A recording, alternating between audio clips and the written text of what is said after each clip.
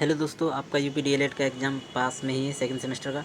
तो आप चाहते हैं कि आपके एग्ज़ाम में मार्क्स अच्छे आएँ तो बने रहिए मेरे चैनल के साथ और मेरे चैनल को सब्सक्राइब कीजिए, क्योंकि मैं यहाँ पर आपको कुछ इंपॉर्टेंट क्वेश्चंस की क्रैश कोर्स की सीरीज़ देने वाला हूँ, जो कि आपको यहाँ पर जो क्वेश्चन आपको यहाँ पर पुटअप किए जाएंगे वही क्वेश्चन सेम आपको एग्ज़ाम में देखने को मिल सकते हैं और इसी पैटर्न पर आपको देखने को भी मिल सकते हैं। तो आप चाहते हैं कि अगर आपके 25 में से 25 मार्क्स आएँ तो बने रहिए मेरे चैनल के साथ। और यहाँ पर आपको उस क्वेश्चन को देखते हैं कि कैसे इनको अटेम्प्ट करना है। अब आपको जैसे यहाँ पर दिया है संख्या -19/29, इसका आपको क्या निकालना है? गुणात्मक प्रतिलोम आपको निकालना है।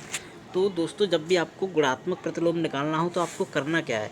अगर आपको गुणात्मक प्रतिलोम निकालना है ना, तो गुणात्मक प्रतिलोम में आपको बस उस संख्या को क्या कर देना है, उसका मतलब उसको पलट देना है। सिंपल सा मतलब जो हमारा हर है, हर को अंश बना देना है और अंश को हर बना देना है, यानी कि ऊपर से नीचे कर देना है बस, सिंपल सा।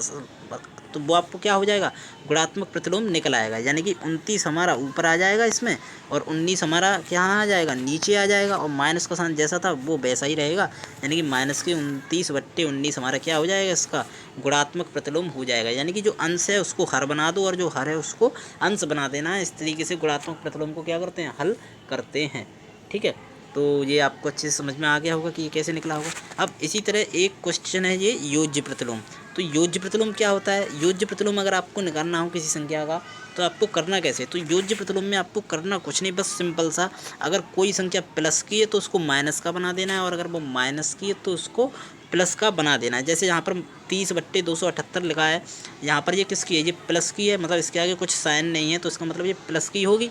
अब यहाँ पर इसका योज्य प्रतिलोम निकालना है तो बस आपको क्या कर देना, बस साइन चेंज कर देना। तो इसका साइन, इसका जो योज्य प्रतिलोम हो जाएगा वो कितना हो जाएगा, -30/278 इसका क्या हो जाएगा, योज्य प्रतिलोम हो जाएगा। यानी बस आपको साइन लगा देना है, कुछ नहीं, साइन चेंज कर देना बस, सिंपल सा। जैसे यहाँ पर प्लस की थी तो ये किसकी हो जाएगी, ये माइनस की हो जाएगी। और अगर जैसे मान के चलो, अगर मैं कहता कि जैसे हमें नंबर दिया है माइनस के, जैसे मैं मान के चलो, मैं नंबर मान लेता -30/278, हमें इसका योज्य प्रतिलोम निकालना है।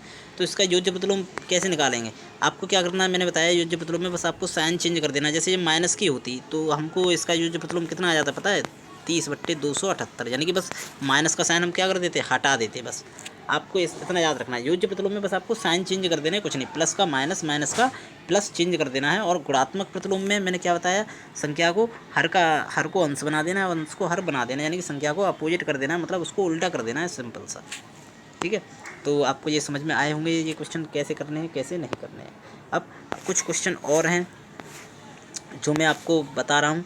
जैसे हमें जैसे ये है क्वेश्चन, ये दिया है कि -1 और 1 के ठीक बीच की परिमेय संख्या आपको बतानी है। आपको इसके बीच की क्या बतानी है, परिमेय संख्या क्या बतानी है। तो आपको जब भी इस तरीके की, मतलब कोई भी दो नंबर दिए हों और उनके बीच की परिमेय संख्या बतानी हो, तो आपको करना कैसे है, पहला नंबर लीजिए, मतलब मैं यहाँ पर आपको पहले बता दे रहा हूँ फॉर्मूला, यानी पहला नंबर लीजिए और दूसरा नंबर लीजिए, दोनों को प्लस करके 2 से आपको क्या कर देना है, भाग कर देना है, तो वो उसके बीच की नंबर आ जाएगी। जैसे मैंने एक नंबर ए लिया है, एक नंबर बी लिया है, तो दोनों को आपको क्या कर देना है, दोनों को प्लस करके 2 से क्या कर देना, भाग कर देना, तो वो आपकी बीच की नंबर आ जाएगी, मतलब उनके ठीक बीच की परिमेय संख्या आ जाएगी। तो ऐसे ही सेम हम यहाँ पर, जैसे हमें ये नंबर दिए हैं, हमें ये नंबर यहाँ पर क्या दिया है, -1 दिया है और 1 दिया है, हमें इसके ठीक बीच की परिमेय संख्या बतानी है ना। तो आपको करना क्या है, मैंने क्या बताया, जैसे आपको पहला नंबर लेना है और सेकंड नंबर लेना है, दोनों को प्लस करके 2 से क्या कर देना, आपको भाग कर देना है। तो -1 और 1 को जब आप जोड़ेंगे तो क्योंकि ये माइनस की 1 है और ये प्लस की 1 है, तो ये 0 हो जाएगा, और 0/, कितना हो जाएगा, 2 हो जाएगा, 2 से 0 में भाग देंगे तो 0 आ जाएगा। तो इसका मतलब -1 और 1 के बीच की ठीक परिमेय संख्या क्या होगी, 0 आपका राइट आंसर होगा, यानी कि 0 संख्या होगी। तो आपको समझ में आ गया होगा कि इस तरीके के क्वेश्चन को आपको कैसे करना है एग्जाम में। ठीक है, तो इसी तरह से जैसे यहाँ पर हम, जैसे इस तरह के क्वेश्चन है, आप इनको कर लीजिएगा। संख्या रेखा पर परिमेय संख्या 3 और 4 के बीच की 2/3 दूरी पर स्थित परिमेय संख्या है। तो आपको मैंने जैसे बताया है, मैंने आपको जैसे नियम उसी तरीके से आपको सेम करना है। ठीक है, तो आप कर लेंगे इस क्वेश्चन को। अब इसी तरह से जैसे ये क्वेश्चन भी दिया है, -1 और -1/2 के ठीक बीच की परिमेय संख्या है। जैसे यहाँ पर इसके बीच की ठीक क्या बतानी है, आपको परिमेय संख्या बतानी है ना। तो आपको परिमेय संख्या कैसे बतानी, मैंने आपको क्या बताया था कि पहला नंबर और सेकंड नंबर को क्या कर देना, आपको जोड़ देना है, आपको जोड़ देना है और 2 से क्या कर देना, आपको भाग कर देना है। तो आप जैसे इसको जोड़ेंगे तो यहाँ पर मैं इसको कर दे रहा हूँ -1, माइनस प्लस का माइनस का माइनस का निशान आ जाएगा, ठीक है ना। जैसे हम इसको करेंगे इसके अपन में 1 मान लेते हैं, तो इसका जब एलसीएम लेंगे तो एलसीएम कितना आ जाएगा, इसका जो एलसीएम आएगा वो आ जाएगा 2 आ जाएगा, और 1 का इसमें करेंगे 2, 2 एकम 2 यानी कि -2, माइनस का साइन था माइनस का साइन लगा दिए, 2 एकम 2 और 1 एकम 1 यानी कितना आ जाएगा, ये आ जाएगा हमारा -3/2 यानी -2 माइनस के 1 मतलब संख्या माइनस माइनस की क्या हो जाती है, जुड़ तो जाती है, लेकिन साइन किसका आता है, साइन माइनस का ही आता है, तो -3/2 आ गया। और ये अपॉन में कितना था, ये हमने अभी इतना इतना सॉल्व किया है ना, इतना इतना सॉल्व किया था, अब ये अपॉन में तो 2 था ही ऑलरेडी, तो इसके अपॉन में 2 और होगा, तो हम जब इसको इसके साथ मतलब सॉल्व करेंगे तो कितना हो जाएगा, -3/4 इसका क्या हो जाएगा, राइट आंसर हो जाएगा, जो कि ऑप्शन नंबर 3 में दिया हुआ है। तो ये आपको समझ में आ गया होगा कि इस तरीके के क्वेश्चन आपको कैसे करने हैं एग्जाम में। अब हम इस तरीके का ये वाला क्वेश्चन देखते हैं। ये क्वेश्चन बहुत ही इंपॉर्टेंट है एग्जाम की नज़र से, क्योंकि इस तरीके के क्वेश्चन में जो हमारे दोस्त होते हैं वो बहुत कंफ्यूज हो जाते हैं कि इस तरीके के क्वेश्चन को किया कैसे जाना है, इस तरीके के क्वेश्चन को करना कैसे है। तो जैसे क्वेश्चन दिया है, प्रतीक, अजय और असलम किसी वृत्ताकार मार्ग का चक्कर 12 मिनट, 15 मिनट और 18 मिनट में लगाते हैं। यानी कि प्रतीक लगाता है 12 मिनट में, अजय लगाता है 15 मिनट में और असलम लगाता है 18 मिनट में। तो यदि ये सभी सुबह 8:30 पर किसी निश्चित स्थान से एक साथ दौड़ना प्रारंभ किया और वह समय जब वे तीनों पुनः द्वारा उस स्थान पर एक साथ होंगे, तो इस तरीके के क्वेश्चन आपको करना कैसे है, इसमें मतलब आपको करना क्या है। तो इस तरीके के अगर आपको क्वेश्चन देखें तो आपको सिंपल सा उनका लासापा लेना है। आपको क्या लेना है, उनका लासापा आपको लेना है। अगर हम इसका लासा लें जैसे, तो 12, 15 और 18 का अगर हम लासा लें तो कितना हो जाएगा, यहाँ पर हम लासा लेके ले लेते हैं, आप लोग ले लीजिएगा। 2 छिंग 12, 15 और ये 2 निम 18 हो जाएगा। इससे हम फिर से हम 2 से देंगे तो 2 3 6 है और ये 15 ही रहेगा, ये हमारा 9 ही रहेगा। अब हम 3 से दे देते हैं जैसे, तो 3 एकम 3, 5 15, 3 का 9 यानी कि अब ये 3 से ही जाएगा और ये 5 से ये चला जाएगा, यानी कि हमारा कितना हो जाएगा, 2 दूनी 4, 4 तिया 12 और 12 पन्ना हमारा कितना हो जाएगा, 60 हो जाएगा, और 60 तिया 180 हो जाएगा। एक बार और गुणा कर लेते हैं हम, जैसे 2 दूनी 4, 4 तिया 12 और 12 पन्ना हमारा कितना होता है, 60 होता है, और 60 तिया कितना हो जाएगा, 180 हो जाएगा। यानी 180 हमारा क्या होगा, ये हमारा किस में था, मिनट में था ना, तो 180 हमारी कितनी निकली, 180 हमारी क्या निकलेंगी, ये मिनट निकलेंगी। 180 हमारी क्या निकलेंगी, ये मिनट निकलेंगी ना। अब हमें मतलब 8:30 पर अगर चलना स्टार्ट किया था तो वो 180 मिनट बाद मिलेंगे, तो वो पुनः दोबारा कब मिलेंगे, 180 मिनट बाद, ठीक है ना। तो यहाँ पर जैसे दिया है यहाँ पर, यानी 180 मिनट बाद की अगर मैं बात करूँ तो 180 मिनट बाद कितना होता है टाइम, यानी कि हमें पता है कि 60 मिनट बराबर, यानी कि 60 मिनट बराबर होता है 1 घंटा, 60 मिनट बराबर 1 घंटा। तो ऐसे ही अगर 120 मिनट बराबर 2 घंटा, तो 180 मिनट बराबर 3 घंटा। यानी कि अगर वो अभी 8:30 बजे मिले हैं तो अब वो आगे कितने बजे मिलेंगे, यानी कि 3 घंटे बाद मिलेंगे। तो 8:30 में अगर हम 3 घंटा अगर हम प्लस कर दें तो 8 और 3 11 हो जाएगा। यानी कि इसका मतलब कि अब की बार वो कितने बजे मिलेंगे, 11:30 बजे वो क्या करेंगे, मिलेंगे, ठीक है। अगर आपको 180 मिनट में लिखना है तो 180 मिनट लिख सकते हैं, लेकिन उस स्थान पर एक साथ होंगे। अगर अगर आपको टाइम के रूप में लिखना है तो आप लिख देंगे 11:30 AM पे, यानी कि 11:30 बजे वो अब आपको मिलेंगे। लेकिन अगर आपको केवल अगर ये टाइम ना दे करके अगर आपको मिनट पूछे कितने मिनट बाद मिलेंगे तो 180 मिनट बाद। और अगर समय पूछता है वो, क्योंकि इसमें समय दिया था ना, तो समय कितना दिया है इसमें, 11:30 बजे अब वो मिलेंगे, क्योंकि मैंने अभी आपको निकाला ना 180 मिनट, और 180 मिनट बराबर कितना होता है, 3 घंटे, क्योंकि मैंने अब आपको बताया था ना 60 मिनट बराबर 1 घंटे, तो 180 मिनट बराबर 3 घंटे। तो 3 घंटे अगर हम इसमें प्लस कर देंगे तो 8 और 3 11, यानी कि वो अब की बार वो कितने बजे मिलेंगे, 11:30 बजे मिलेंगे, ठीक है। तो ये क्वेश्चन आपको अच्छे से समझ में आया होगा कि इस तरह क्वेश्चन को आपको कैसे करना है। अब मैं आपको कराने वाला हूँ कुछ और भी इम्पोर्टेंट क्वेश्चन। जैसे यहाँ पर हमें दिया है कि इसमें से इसे क्या करना है, आपको घटाना है। इसमें से ये हमें क्या करना है, घटाना है। तो घटाने के लिए आपको क्या करना है, जैसे इसमें से घटाना है ना, तो यानी कि माइनस का साइन लगा देंगे हम, माइनस का साइन लगा देंगे ना, क्योंकि हमें घटाना था ना।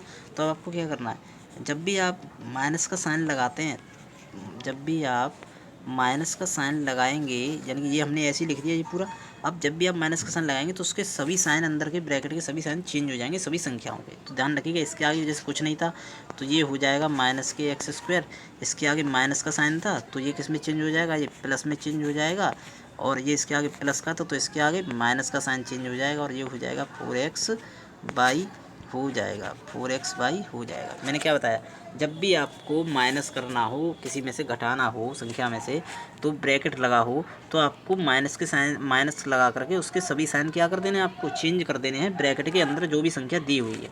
तो जैसे यहाँ पर ये तो हमारा सिंपल सा जो हमें दिया था ऑलरेडी, ये वैसे ही लिखा था। अब जैसे हमने इसको ब्रैकेट हटाया तो इसके साइन थे वो सभी क्या हो जाएंगे, चेंज हो जाएंगे। यानी कि ये प्लस का था ये माइनस का हो गया, ये माइनस का था ये प्लस का हो गया, ये प्लस का था ये भी माइनस का हो गया। अब आपको सेम सेम नंबर एक तरफ रख लेना, जैसे ये प्लस का एक्स स्क्वायर है और ये माइनस का एक्स स्क्वायर है, तो ये प्लस का और माइनस का ये क्या हो जाएगा, कैंसिल हो जाएगा।